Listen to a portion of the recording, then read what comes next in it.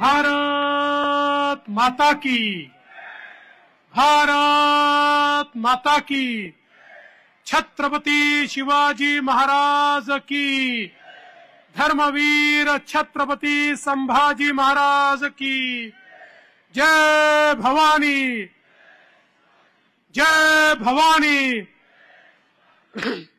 हिंदवी स्वराज्याचे सरसंस्थापक छत्रपती शिवरायांना मानाचा मुजरा करतो।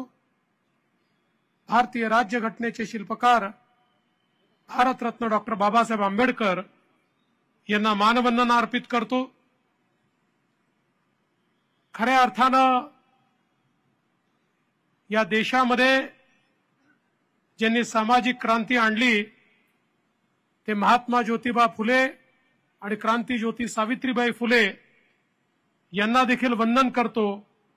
आद्य क्रांतिगुरु लहुजी वस्ताद साळवे यांच्याही चरणी नतमस्तक होतो आणि आजच्या या अतिशय भव्य अशा प्रचार सभेमध्ये मंचावर उपस्थित असलेले गुजरातहून आलेले माजी गृहमंत्री आणि आमदार प्रदीप जडेजाजी, आपले लोकप्रिय खासदार श्रीरंगाप्पा बारणेजी, लोकप्रिय आमदार अश्विनीताई जगताप, उमाताई खापरे, अमितजी गोरखे, आपल्या आशीर्वादाने 23 तारखेला चिंचवड मतदारसंघाचे जे आमदार होणार आहेत असे आपल्या सर्वांचे लाडके शंकरभाऊ जगताप,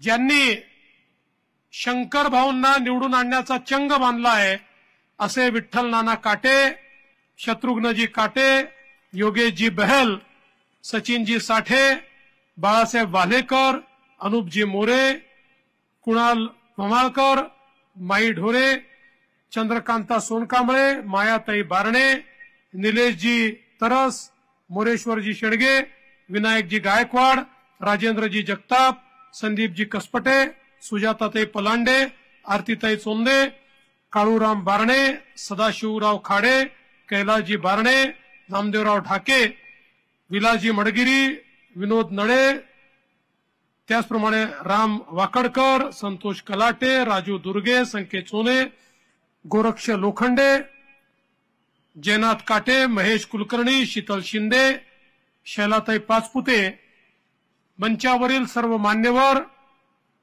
कोणाचं नाव सुटलं असेल तर लिहून देणाऱ्याची चूक आहे, माझी चूक नाही आहे, तरी मी क्षमा मागतो।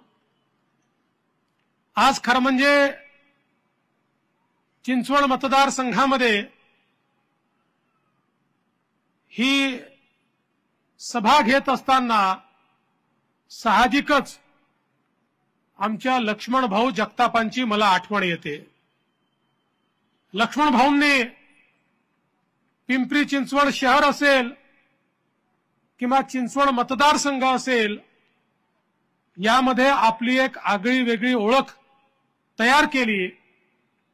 या शहराच्या विकासामध्ये, वाटचालीमध्ये एक प्रचंड मोठी भूमिका, एक सिंहाचा वाटा हा लक्ष्मण भाऊंचा राहिला आणि खऱ्या अर्थानं अतिशय कमी वयात आणि महत्वाच्या वेळी लक्ष्मण भाऊ आपल्याला सोडून गेले। पण मला या गोष्टीचं समाधान आहे की त्यानंतर माननीय अश्विनीताईंवर चिंचवडकरांनी विश्वास दाखवला आणि अश्विनीताईंनी देखील कमी वेळामध्ये अत्यंत उत्तम अशा प्रकारचं काम करून दाखवलं। अनेक या ठिकाणी चांगले निर्णय अश्विनीताईंच्या पाठपुराव्यामुळे झालेले आपल्याला पाहायला मिळाले आणि आता या निवडणुकीमध्ये लक्ष्मण भाऊंचंच कार्य पुढे नेण्याकरता आपण सगळ्यांनी या ठिकाणी शंकर भाऊंना उमेदवारी दिली आहे आणि मला विश्वास आहे की ज्या प्रकारे यापूर्वी लक्ष्मण भाऊंवर आणि अश्विनी वहिनींवर तुम्ही विश्वास दाखवला तसाच विश्वास शंकर भाऊवर देखील आपण दाखवाल आणि या चिंचवडच्या विकासाकरता, या विकासाचा आमदार म्हणून त्यांना आपण सगळे निवडून पाठवाल। या निमित्ताने मी नाना काटे यांचा देखील आभार मानतो। राष्ट्रवादी काँग्रेस, शिवसेना, भारतीय जनता पार्टी आपली युती आहे आणि युती धर्माचं पालन करत त्यांनी या ठिकाणी निर्णय केला की ठीक आहे, मला पुढे संधी मिळेल, पण आज युतीचं सरकार आणायचं आहे, त्यामुळे आम्ही सगळे पूर्ण ताकदीने शंकर भाऊच्या पाठीशी उभं राहू। आणि त्यांनी या ठिकाणी आपला फॉर्म परत घेतला आणि शंकर भाऊंना पूर्ण समर्थन दिलं। आज खरं म्हणजे त्यांनाही मी सांगू इच्छितो, या पुणे जिल्ह्यामध्ये आपल्या महायुतीचे जेवढे उमेदवार आहे, मग तो भाजपचा असो, तो शिवसेनेचा असो की तो राष्ट्रवादी काँग्रेसचा असो, त्याला निवडून आणण्याकरता युती धर्माचं पालन करत आम्ही सगळे जीवाचं रान करू आणि या ठिकाणी आपली सत्ता निश्चितपणे निवडून आणू। आज खरं म्हणजे पिंपरी चिंचवड या शहराचा जर आपण विचार केला तर देशातलं एक अतिशय वेगानं वाढणारं शहर आहे। इतक्या मोठ्या प्रमाणात या शहराची लोकसंख्या वाढतेय, मोठ्या प्रमाणामध्ये या ठिकाणी नागरीकरण होत आहे।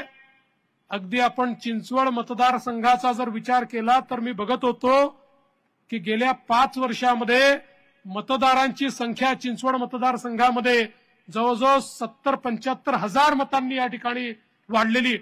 5 वर्षात नाही, माफ करा, लोकसभेत जी काही मतदार संख्या होती त्याच्यात आणि विधानसभेच्या मतदार संख्येमध्ये जवळपास 50 ते 60 हजार मतांचा मला या ठिकाणी फरक दिसतोय।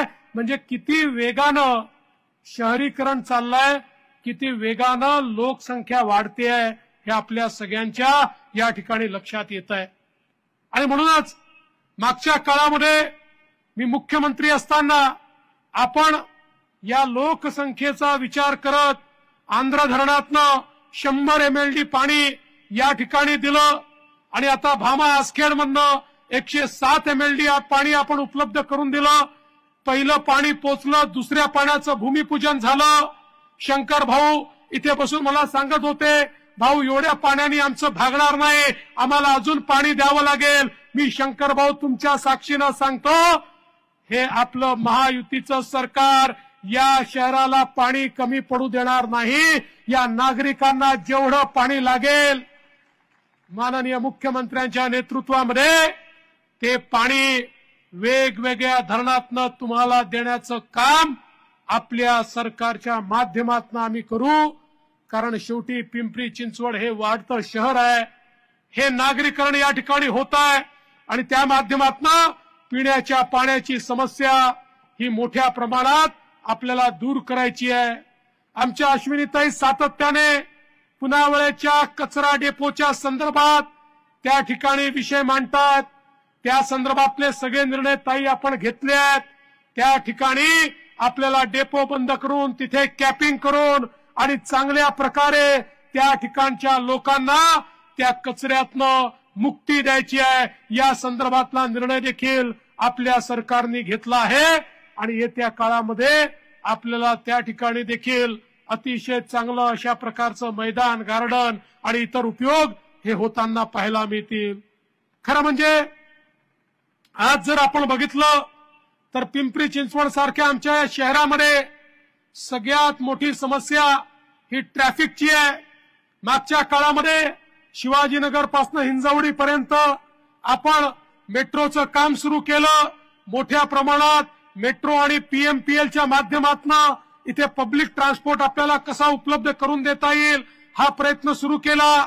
आज मला सांगताना आनंद वाटतोय की मेट्रोचं जाळं तर आपण विणतोच आहे, पण आज सगळ्यात मोठी इलेक्ट्रिक बसेसची फ्लीट संपूर्ण देशामध्ये आपल्या पीएमपीएल कडे आहे की ज्याच्या माध्यमातून मोठ्या प्रमाणात एक परिणामकारक अशा प्रकारचं सोल्युशन काढण्याचा प्रयत्न आपण करतोय। पण हे सगळं होत असताना ही गोष्ट देखील खरी आहे की आज मोठ्या प्रमाणात या ट्रॅफिकचा सामना करावा लागतोय आणि म्हणूनच या पुणे शहराला सगळ्यात जास्त आवश्यकता कुठल्या गोष्टीची असेल तर ती पुणे रिंग रोडची आवश्यकता होती। पुण्यातला ट्रॅफिक रिंग रोड झाल्याशिवाय आटोक्यात येऊ शकत नाही, हे आम्ही लक्षात घेतलं आणि 20,000 कोटी रुपयाचा रिंग रोड हा पुण्याला मंजूर केला, त्याचं टेंडर केलं आणि आता येत्या काळामध्ये त्याचं काम आम्ही सुरू करतोय। सगळ्यात जास्त या रिंग रोडचा फायदा जर कोणाला होणार असेल तर या पिंपरी चिंचवड शहराला होणार आहे, कारण तुमचा जो ट्रॅफिक आहे, तुमच्या ट्रॅफिकची जी समस्या आहे, ही समस्या त्या ठिकाणी दूर होणार आहे। बंधू भगिनींनो, खरं म्हणजे अलीकडच्या काळामध्ये फेक नरेटिव्हची फॅक्टरी सुरू झाली आहे आणि मला अतिशय आश्चर्य वाटतं, या महाराष्ट्रातले ज्येष्ठ नेते माननीय शरद पवार साहेब हे देखील फेक नरेटिव्हच्या फॅक्टरीचे मालक असल्यासारखे वागायला लागले आहेत। पवार साहेब, तुमच्याकडनं तरी ही अपेक्षा नाहीये। अलीकडच्या काळात ते रोज सांगतात महाराष्ट्रातले उद्योग गुजरातला गेले, महाराष्ट्रामध्ये उद्योग येत नाही, महाराष्ट्रामध्ये औद्योगिकरण होत नाही। खऱ्या अर्थानं मी आपल्याला सांगू इच्छितो, पुणे पिंपरी चिंचवड हा भाग आमचा सगळा, हा पुणे जिल्हा आमचा औद्योगिक जिल्हा आहे, आमचं मॅन्युफॅक्चरिंग हब आहे, आमचं IT हब आहे, आम्ही आता याला टेक्नॉलॉजी हब मध्ये परिवर्तित केलेलं आहे। मला सांगितलं पाहिजे, आज परिस्थिती अशी आहे, या देशामध्ये जेवढा FDI आला, जेवढी गुंतवणूक आली, या सगळ्या गुंतवणुकीच्या 52% गुंतवणूक एकट्या महाराष्ट्रामध्ये आली आहे, एकट्या महाराष्ट्रामध्ये।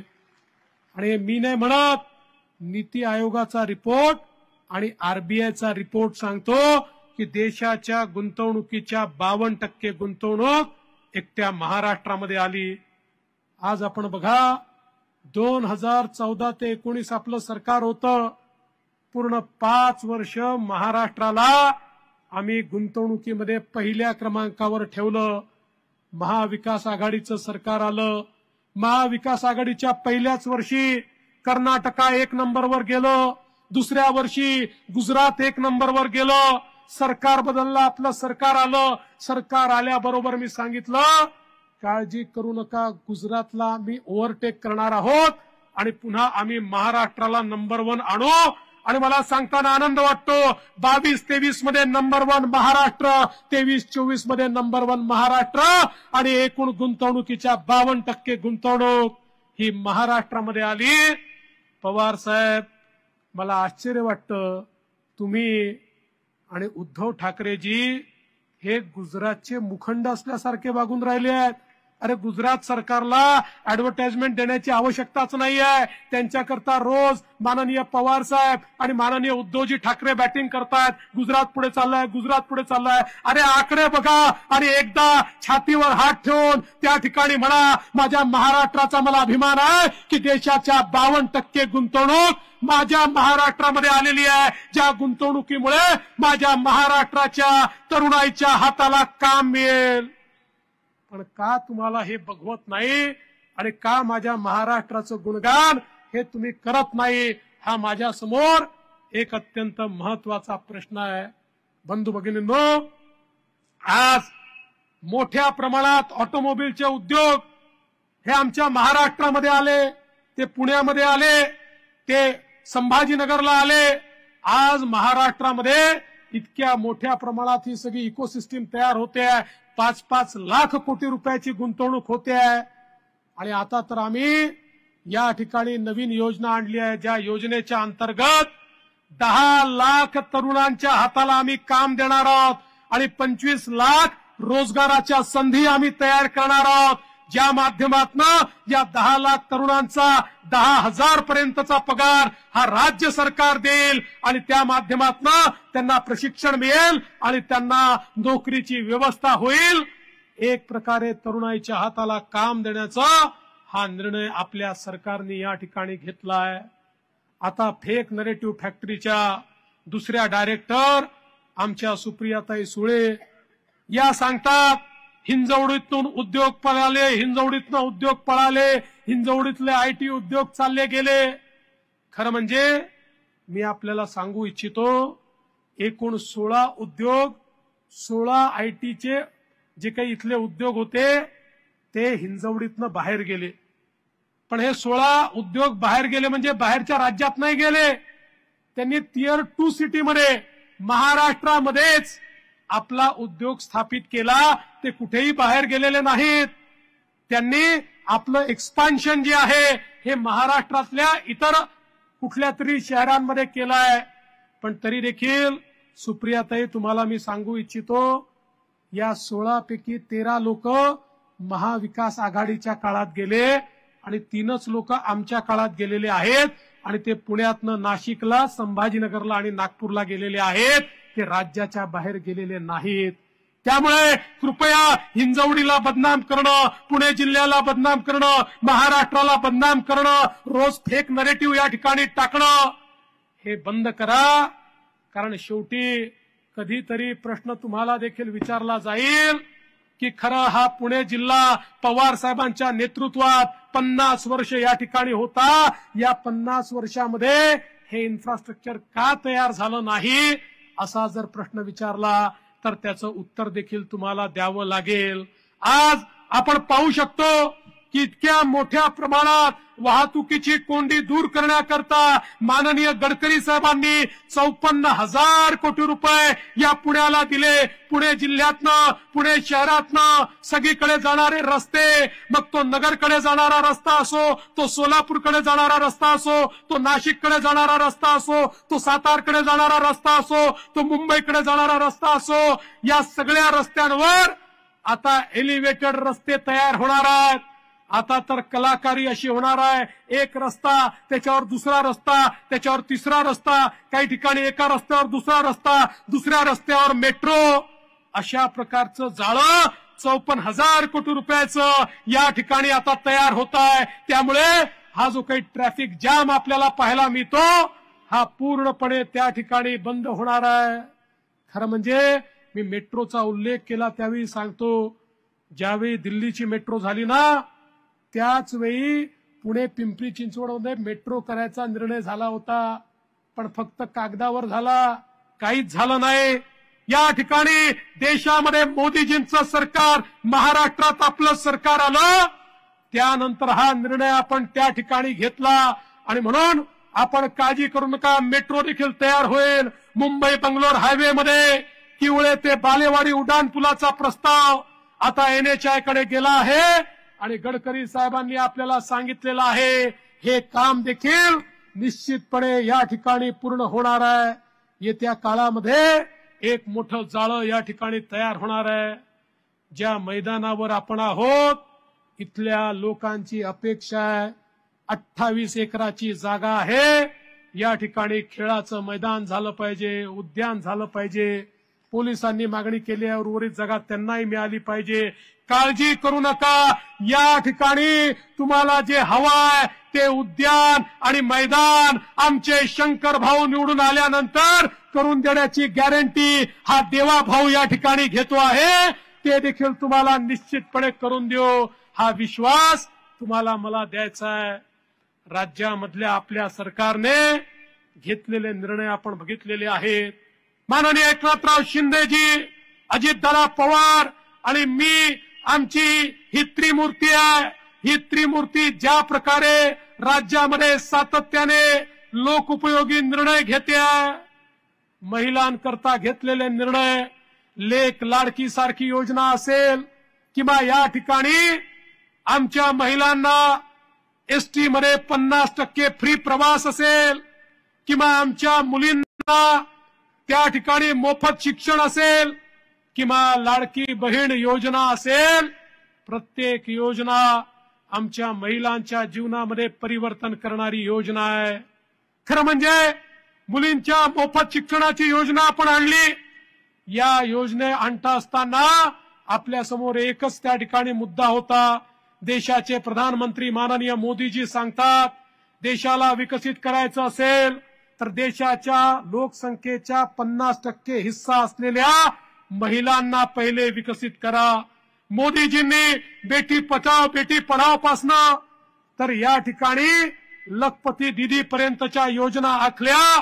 आमच्या लाखो दीदींना लखपती बनवण्याचं काम मोदीजींनी केलं आणि म्हणूनच आम्ही देखील योजना तयार केल्या.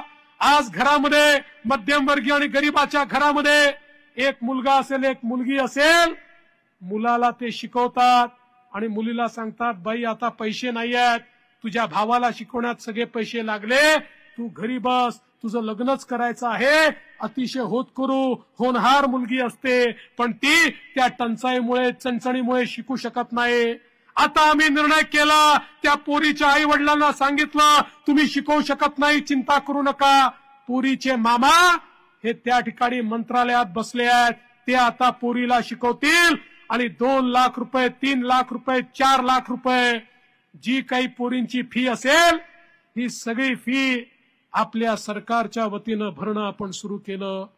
लेक लाडकी योजनेमध्ये 1 लाखापर्यंत ज्या घरी मुलगी जन्माला येईल तिथे मदत करणं आपण सुरू केलं. आणि आता लाडकी बहीण योजनेमध्ये आपण या ठिकाणी 1500 रुपये महिन्याला देतो. कालच मुख्यमंत्र्यांनी घोषणा केली, तुमच्या आशीर्वादानं पुन्हा सरकार आलं की 2100 रुपये लाडक्या बहिणींना या ठिकाणी आपण देणार आहोत. पण मी माझ्या लाडक्या बहिणींना सांगू इच्छितो, जसे आम्ही तुमचे सख्खे भाऊ आहोत, तुमचे काही सावत्र भाऊ देखील आहेत आणि हे सावत्र भाऊ महाविकास आघाडीत बसले आहेत. का बरं सावत्र भाऊ? आम्ही घोषणा केली तर पहिले म्हणाले योजनाच होऊ शकत नाही.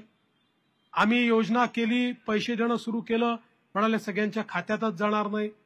2.5 कोटी महिलांच्या खात्यामध्ये, बहिणींच्या खात्यामध्ये पैसे गेले.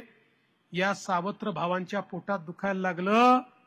हे कोर्टामध्ये गेले, अधिकृत यांचे प्रतिनिधी हायकोर्टमध्ये गेले आणि सांगितलं लाडकी बहीण योजना, लेक लाडकी योजना, मोफत शिक्षण योजना या सगळ्या योजना म्हणजे पैशाचा चुराडा आहे, या योजना बंद करा. पण काळजी करू नका, सावत्र भावांनी कितीही षडयंत्र केलं तरी आम्ही कोर्टामध्ये तुमची बाजू अशी मांडली की कोर्टाने सावत्र भावांना त्या ठिकाणी कुठलाही ऑर्डर दिला नाही. आमची योजना चालतच राहणार हे कोर्टाने सांगितलं आणि आमच्या बहिणींना नोव्हेंबर पर्यंतचे सगळे हप्ते त्यांच्या खात्यामध्ये आम्ही दिले. पण बहिणींनो, उद्धव ठाकरेजींनी तर घोषणाच करून टाकली की या ठिकाणी आमचं सरकार आल्यानंतर जुन्या सरकारचे सगळे निर्णय आम्ही रद्द करणार आहोत. म्हणजे चुकून यांचं सरकार आलं तर लाडकी बहीण योजना सगळ्यात पहिल्यांदा हे बंद करतील, हे सत्य त्यांच्या पोटातून ओठात आलेलं आहे. पण मला विश्वास आहे या ठिकाणी आमच्या लाडक्या बहिणी आणि आमचे सगळे लाडके भाऊ यांनी निर्धार केलेला आहे, महाराष्ट्रामध्ये इन्फ्रास्ट्रक्चर तयार करणारी, महाराष्ट्रातल्या समाजातल्या विविध घटकांना मदत करणारी अशा प्रकारची आपल्या सर्वांचं लाडकं सरकार हे पुन्हा एकदा निवडून आणण्याचा निर्धार हा या ठिकाणी आपण सगळ्यांनी घेतलाय. आणि म्हणूनच तुम्हाला विनंती करण्याकरता आलो आहे, जो विश्वास तुम्ही लक्ष्मण भाऊंवर दाखवला, जो विश्वास तुम्ही अश्विनी वहिनींवर दाखवला, तोच विश्वास आता आमच्या शंकर भाऊंवर दाखवा. मी तुम्हाला शब्द देतो, शंकर भाऊंच्या पाठीशी उभा राहून या चिंचवड मतदारसंघातल्या आशा आकांक्षा आणि अपेक्षा मी पूर्ण करून दाखवेल हा तुम्हाला विश्वास देतो आणि माझं बोलणं संपवतो. धन्यवाद. जय हिंद, जय महाराष्ट्र.